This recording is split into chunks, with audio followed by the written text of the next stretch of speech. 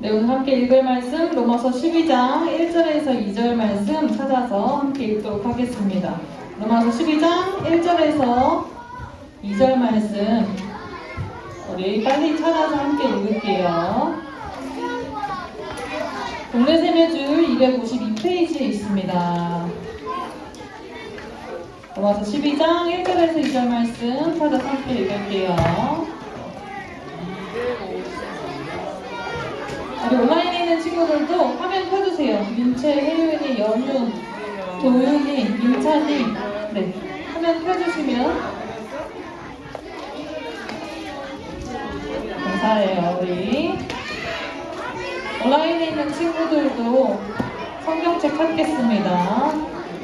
우리 현장에 있는 친구들도 로마서 12장 1절에서 2절 말씀 다 찾았나요? 거의 다 찾아간 것 같아요. 함께 읽겠습니다. 우리 화면에도 나오고요. 네, 성경책 찾은 친구들은 찾아서 함께 읽도록 할게요. 시작! 그러므로 형제들아, 내가 하나님의 모든 자비하심으로 너희를 권하느니 너희 몸을 하나님이 기뻐하시는 거룩한 산 제물로 드리라. 이는 너희가 드릴 영적 예배니라. 너희는 이 세대를 본받지 말고 오직 마음을 새롭게 함으로 변화를 받아 하나님의 선하시고 기뻐하시고 온전하신 뜻이 무엇인지 분별하도록 하라. 아멘. 화면을 보면서 좀 말씀을 나눌게요. 우리 친구들. 네, 질문을 하나 갖고 왔습니다. 오늘 말씀 제목이 뭐예요? 맞아, 오늘 복음을 믿는 사람이지. 그럼 우리 친구들이 생각할 때 복음을 믿는 사람은 어떻게 살아야 될까? 어떻게 살아야 사람이 복음을 믿는 사람일까? 복음을 믿는 사람들은 어떻게 살아갈 것 같아요?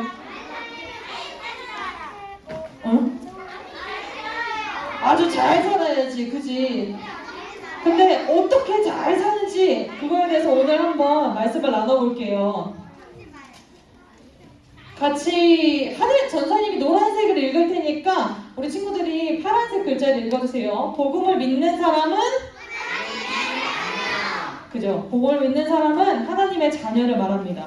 오늘 우리가 함께 읽은 로마서 12장을 보면은 하나님의 자녀가 어떻게 살아야 하는지에 대해서 알려주고 있는데 로마서 12장 1절에서 2절을 전사님이 쉬운 성경으로 가져왔어요. 이거를 같이 천천히 큰 목소리로 읽어볼 거예요.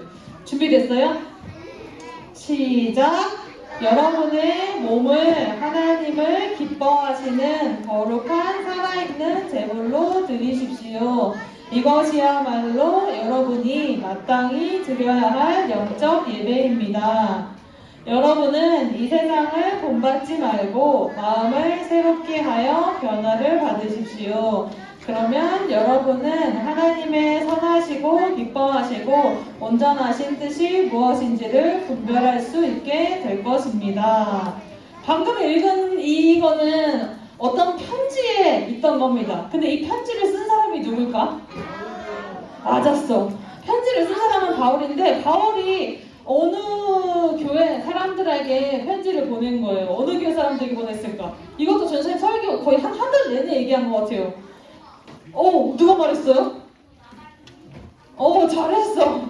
너무 잘했어요. 맞아요. 바울이 로마 교회 사람들에게 편지를 보내는데 바울이 이제 편지를 쓴 당시에는 로마에서 사람들이 예수님을 믿기 시작한 지 얼마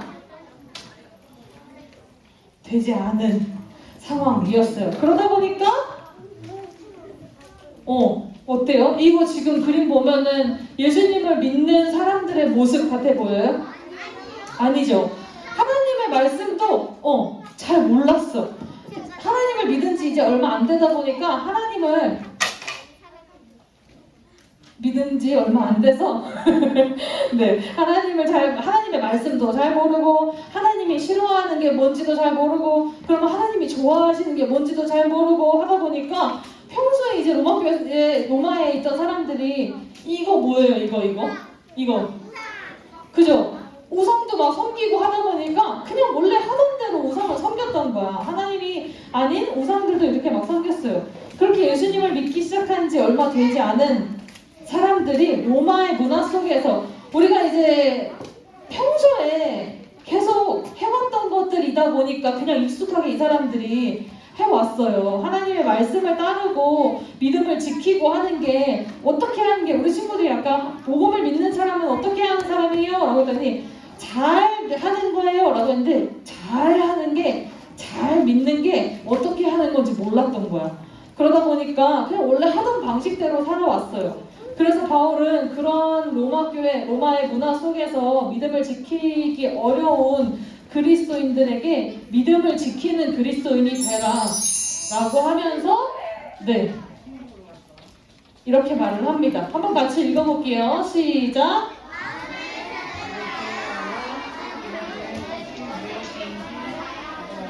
그죠? 마음을 새롭게 하래. 마음을 새롭게 하는 건 어떻게 하는 걸까?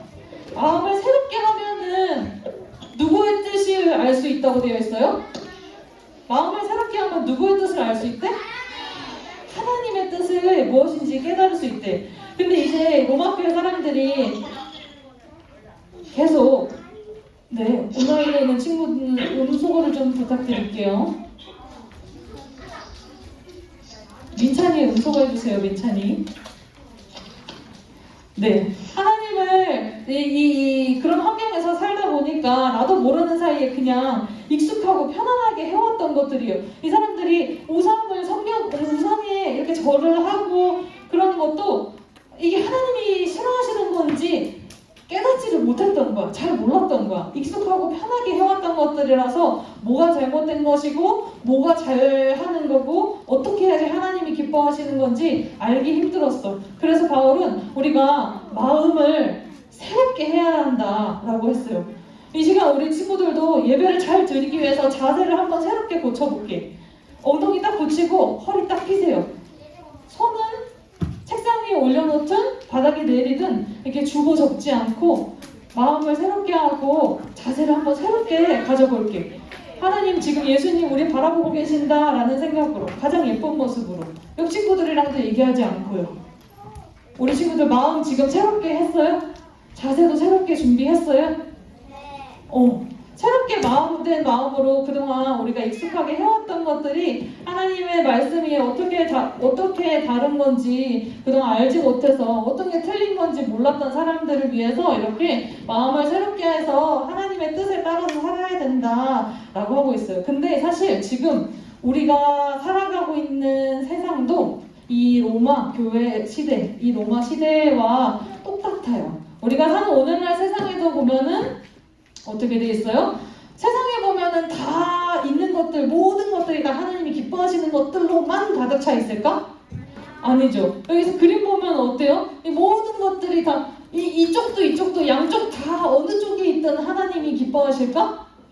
어떤 쪽을 기뻐하실 것 같아요?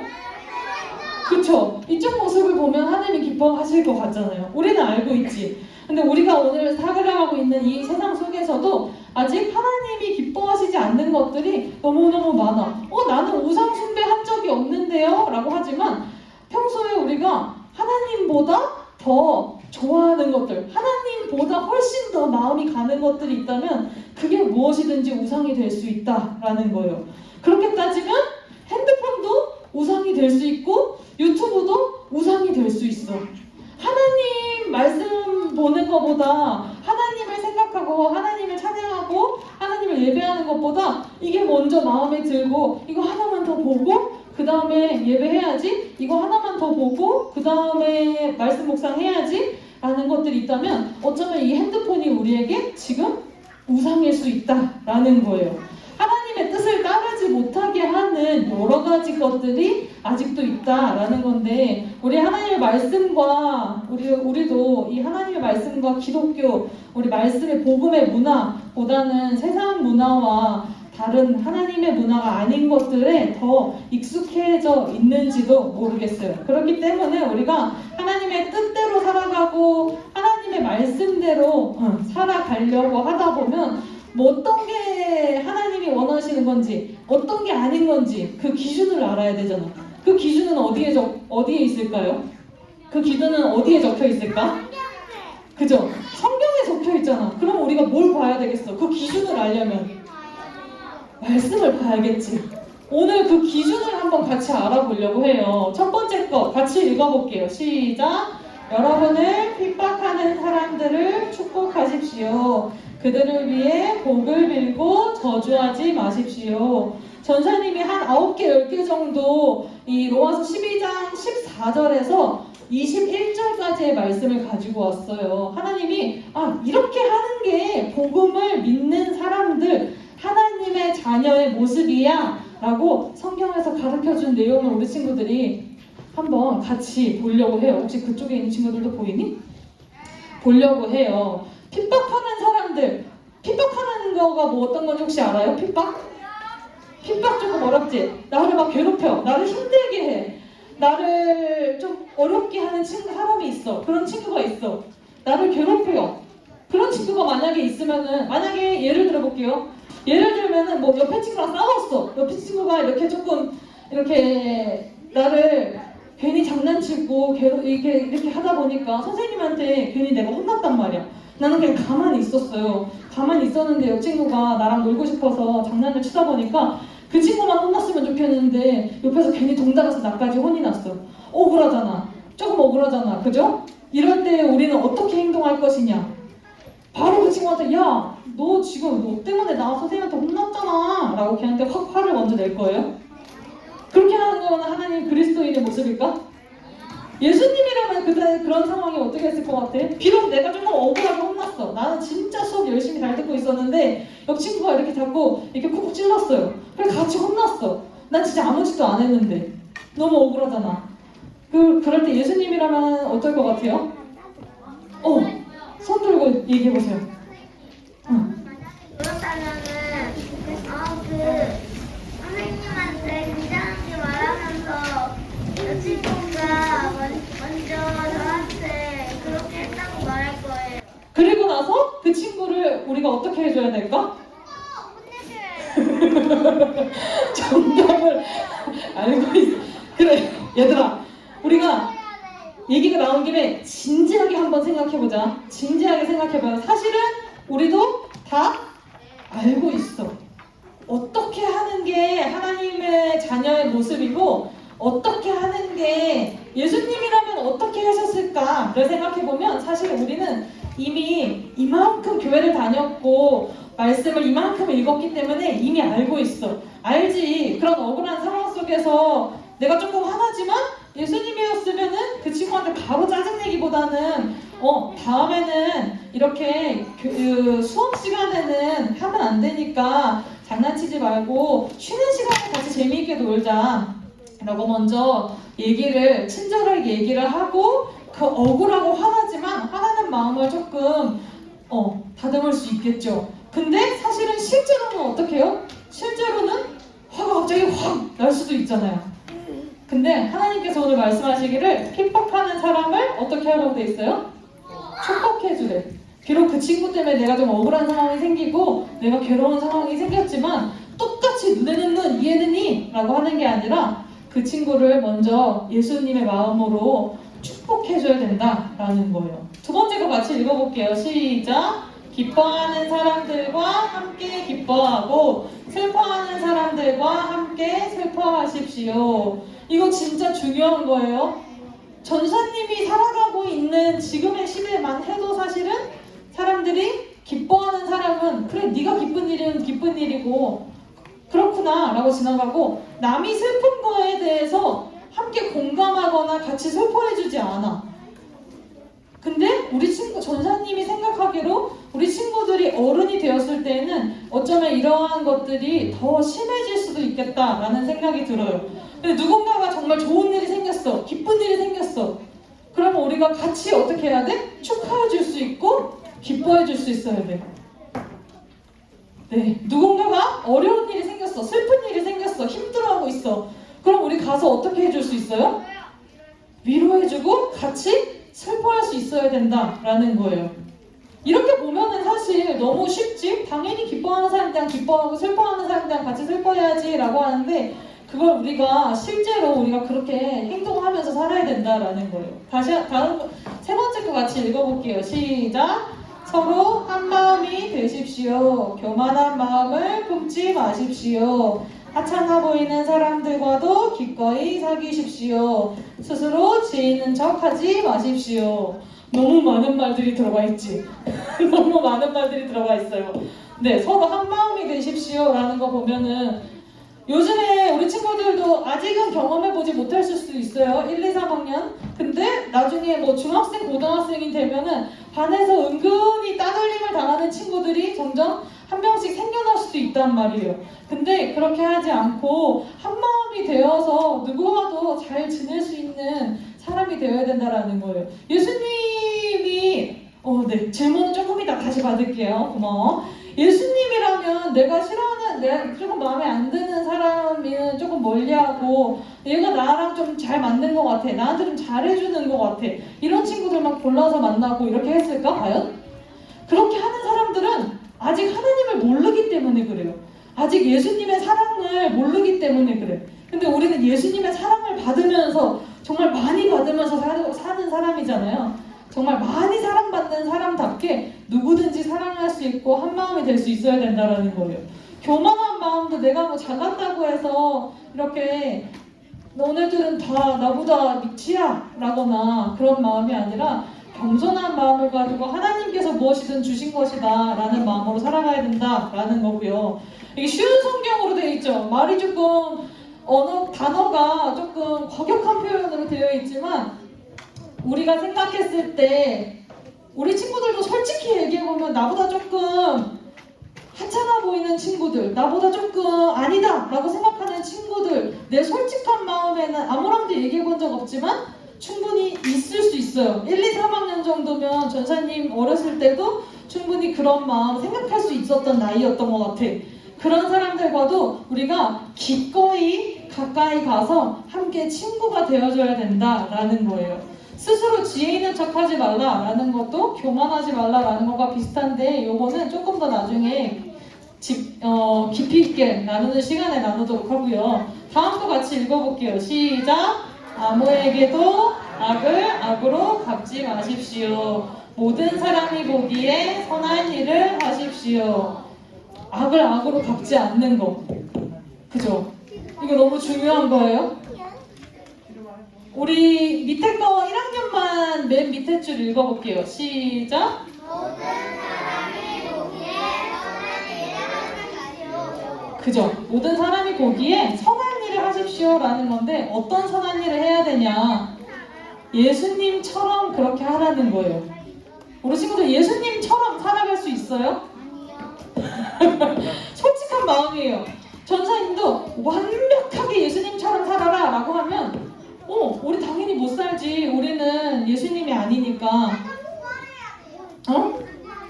다시 부활해야 돼. 어쩌지? 예수님 오셔서 부활하실 때 우리도 같이 부활하면 거기서는 그렇게 살 수 있을 거예요. 정답이야. 맞는 말이에요.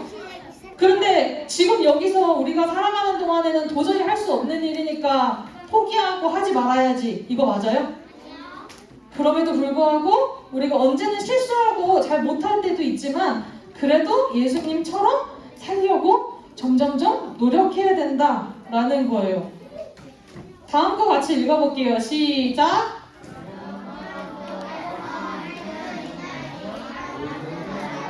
더불어 화평하게 지내십시오. 중요한 말이에요. 우리 친구들이 할 수 있다면, 할 수 있는 일이라면 우리 친구들 모든 사람들과 더불어서 화평하게 잘 지내야 된다라는 거예요. 우리는 사실 누구와도 친하게, 누구와도 평화롭게 잘 지낼 수 있어요. 앞에 있는 이 모든 것들, 교만한 마음, 스스로 지혜 있는 척하는 마음, 이 모든 것들을 다 우리가 잘 하고 있다면 모든 사람과 더불어서 화평하게 지낼 수 있는 사람이에요. 왜? 누구의 사랑을 받으면서 살아가는 사람들이기 때문에.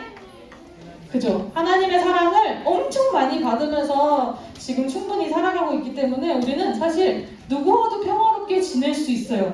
복음을 믿는 사람답게 살아간다면요. 2개 정도 남았어요. 읽어볼게요. 시작! 원수가 먹을 것이 없어 굶고 있으면 먹을 것을 주고 목말라 하면 마실 것을 주십시오. 할 수 있겠어요? 우리 3학년 쪽에서는 이렇게 도리도리 아니요 라는 말이 나왔던 것 같아. 맞아요. 솔직한 마음일 수 있어요. 근데 우리가 복음을 믿는 사람, 하나님의 자녀답게 살아가면은 할 수 있게 되지는 거예요. 우리 스스로는 할 수 없어. 나 스스로는 전도사님도 여기 선생님들도 할 수 없어. 하지만 하나님께서 주시는 힘으로, 하나님께서 주시는 사랑으로라면 우리는 충분히 원수에게도 먹을 것을 내어줄 수 있고 원수를 축복할 수 있는 사람들이다라는 거예요. 마지막 거 같이 읽어볼게요. 큰 소리로 읽을게요. 시작! 악에게 지지 말고 선으로 악을 이기십시오. 그죠? 악에게 지지 말고 선으로 악을 이기라라는 건 앞에 있는 말과 같아요. 원수가 있다, 나를 누군가 핍박하고 괴롭히는 사람이 있다라면 예수님이라면 당시 어떻게 했을까? 내가 처한 이 상황이 예수님이라면 어떻게 했을까를 생각해보고 예수님처럼 행동할 수 있게 되어진다면 악으로 이기는 게 아니라 선으로 악을 이길 수 있다라는 거예요. 우리 친구들 예배 드리는 거는 언제 예배 드려요? 예배 드리는 거 하면 보통 우리 일요일에 예배 드려요, 주일에 예배 드려요 하잖아요. 근데 중요한 사실이 있어. 마지막으로 이것만 나누고 말씀 마칠 거예요. 예배는 주일에만 드리는 게 예배가 아니에요. 정답은 다 알고 있어. 우리 지금 놀랍게도 정답은 다 알고 있어요. 맞아요. 주일에만 예배를 드리는 게 예배가 아니에요. 그럼 언제 예배를 드리는 거예요? 맞아요. 예를 들어서 선생님이 질문 하나 할게요. 한번 들어보세요. 주일에 예배당에 나와서 정말 한 번도 졸지 않고 예배를 잘 드렸어. 그리고 설교 말씀도 너무 잘 들었어. 찬양 시간, 아까 찬양 시간 할 때도 목 참고 찬양하고 율동도 엄청 열심히 했어요. 그러고 나서 마지막 기도, 2부 순서도 공과도 너무 열심히 잘했어. 마침 기도까지 다 잘 끝냈어. 누구보다 나는 최선을 다해 했어요. 그럼 이번 주 예배 다 끝났어요?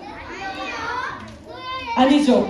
그게 아니라는 거예요. 진짜 예배가 뭔지 마지막으로 나눠볼게요. 같이 한번 읽어볼게요. 시작! 진짜 예배는 예배당에서 예배를 드리고 교회 문을 나서는 그 순간부터 진짜 예배가 다시 시작됩니다. 우리 친구들이 이미 알고 있어요? 예배가 언제예요? 라고 그러면 월화수목금토일이요 라고 했잖아요. 우리가 오늘 주일 예배는 이제 시작하는 그거예요. 그죠? 이제 우리가 어딘가 막 달리기를 하려고 갔을 때, 마라톤이나 달리기를 했을 때 여기 출발했다. 이게 끝이에요? 이제 어떻게 해야 돼? 달려야지. 달리기를 하려면 달려가야 되잖아요. 여기 이렇게 출발하고 자세히 하고 있어요. 그러면 이제 이 달리기 끝난 거예요? 여기 가만히 있으면은 달리기 완성 마침 때까지 갈 수 있어요? 열심히 달려가야 되잖아요. 진짜 예배는요, 우리 친구들이 말했던 것처럼 월화수목금토일 올 때까지, 유년요셉 예배실에 들어오기 그 직전까지 매일매일 아까 말했던 그 많은 것들 9개, 10가지 되는 복음을 믿는 사람처럼 살아가는 모습으로 평소에 살아가는 것, 그게 진짜 예배다라는 거예요. 우리 유년요셉 친구들도 이제 유년요셉 2부 순서 끝나고 다 마무리하고 집에 나가려고 신발을 신는 그 순간부터 이제 진짜 두 번째 예배가 시작된다라는 거예요. 다음 주 유년요셉 예배 오기 전까지 복음을 믿는 사람처럼 그렇게 잘 살아가다가 악으로 이기지 말고 선으로 악을 이기고 그 모든 것들 하면서 다시 시작되는 예배 가운데서 하나님의 말씀으로 승리하면서 살아가다가 만날 수 있으면 좋겠습니다. 할 수 있겠어요? 진짜? 전사님도 최선을 다해서 한번 해볼게요. 악에게 지지 않고 선으로 악을 이길 수 있도록 한번 해보겠습니다. 우리 친구들도 승리하고 돌아올 수 있도록 했으면 좋겠어요. 기도하겠습니다. 눈 감고 두 손 모으고 기도할게요. 사랑해주시는 아버지 감사합니다. 하나님, 우리 친구들이 진짜 예배가 무엇인지 이미 잘 알고 있습니다. 하나님, 우리가 유년요셉 예배실 문을 열고 신발을 신고 나아가는 그 순간부터 다시 예배가 또 시작된다라는 것을 잊지 않고 하나님 월요일부터 주일 유년요셉 예배에 돌아오기까지 하나님 안에서 승리하고 돌아올 수 있는 우리 유년요셉 친구들이 될 수 있게 도와주세요. 다시 시작되는 삶의 예배 가운데 함께 해주세요. 예수님 이름으로 기도드렸습니다. 아멘.